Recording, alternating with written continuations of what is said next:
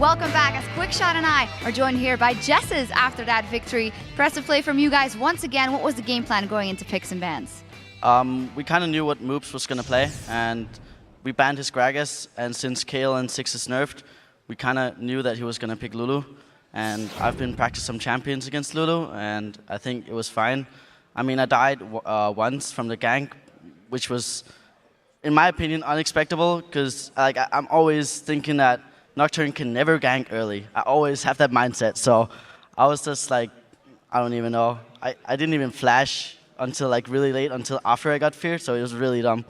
But it ended out well, and Lulu didn't get the kill, so it was still equal. And after I get Athenes and Blue as Nidalee, I kind of like outscale. Like, she can't poke me anymore at all, so. It's actually something that I mentioned during the course of the game, that Lulu has very few bad matchups. Lulu bullies a lot of people, and there's very few champions that can actually counter her. Now, Nidalee seems to be a champion that can go even. In your mind, is there a counter? Is there a champion that can beat Lulu in the laning phase? Depends on the Lulu. If the Lulu is like really high skilled, like top-notch Lulu, I personally think there's nothing that can beat Lulu. We've seen that in some solo queue players, on EU and Korea. Like, there's nothing that beats Lulu, a real good Lulu. So, but I mean, people haven't really practiced for that long, so it's not that hard to beat right now. So maybe a quick follow-up on that. If we talk about Lulu, why do you pick Nidalee when we haven't seen it that often, and you seem to really love it? And how did it work? How does it work in team fights? Nidalee is in team fights, you can't really go all in. You have to always stay behind and just throw spears and spam heal and throw traps for the tanks. That's pretty much all you can do in team fights. And then later on you can pick up by going Cougar form, but that's mainly it. You can only stand in the back line, just spam your spells. And we actually have a very good example of that, how Nidalee goes in team fights. Yeah, so let's actually pull up the replay on your screens. It's something that took place close to a dragon. Now, I want to start this one off by saying that you guys moved into the pit. Take a look at the fight. 16 minutes in, there's only a 3,000 gold lead. And as you were mentioning, Nidalee hanging back behind your front line. Let's roll the replay here and talk to me, what's going through your team's calling and your communication at this point in time? They're just calling dragon, but wait. So at this point in time, Mixer and Mr. Rolls come in, you see Impaler diving. Yeah. How do you respond to Impaler going in for the steal? Thing is, before he dived in, we had him poked pretty hard, so we knew he was really low, so if he were to go all in, we would just instantly kill him and stop dragon. At one point, when we see him ulting, we just stop dragon, and we just go on him and just burst him down, and then we pick up dragon, just pick up the rest. What is the communication like in your team when you see Impaler throw in? Like, who's yelling, and then who yells to chase afterwards? The ones standing inside the pit, they just yell, kill Nocturne, kill Nocturne.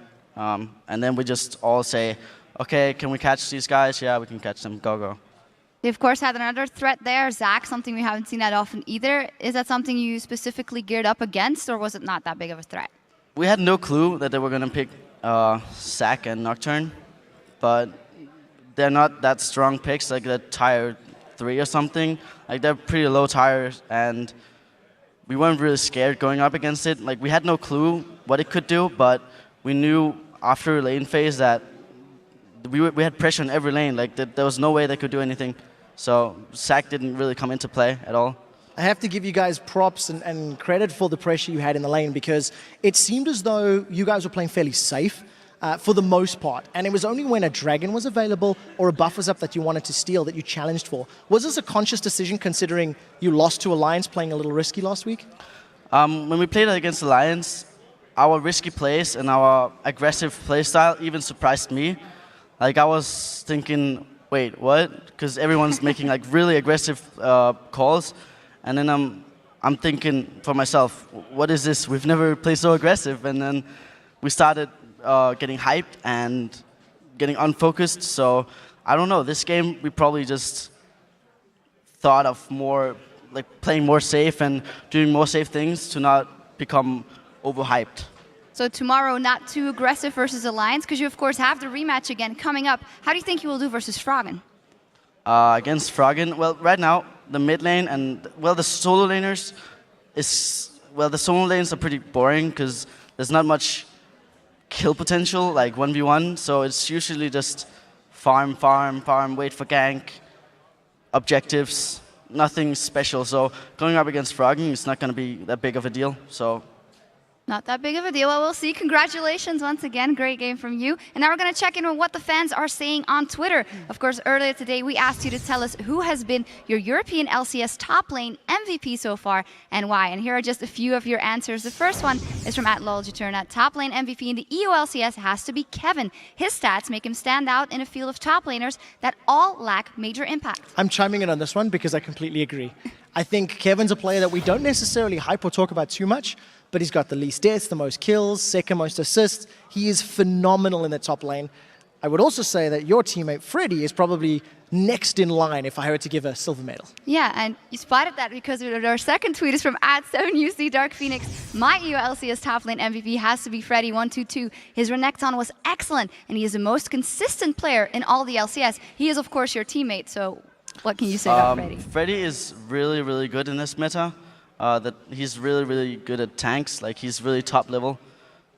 Not much else to say. He's doing his job. So. Consistently doing his job. And the last one is from @Dr. Hindsight. More than anyone, Rocket Zazas has stood out as an unstoppable top lane force, consistently dominating his opponents. That's strong words. Considering it's coming from Dr. Hindsight, in hindsight, the Jax pick against the Aatrox, maybe not the smartest, but yes, for the rest of the performances, I think he's very solid. He's also got a fairly diverse champion pool, and we'll have to see if he can keep it up. Well played, Trevor. Now, those tweets were definitely some MV tweets. Now, remember, you can follow us @LOL.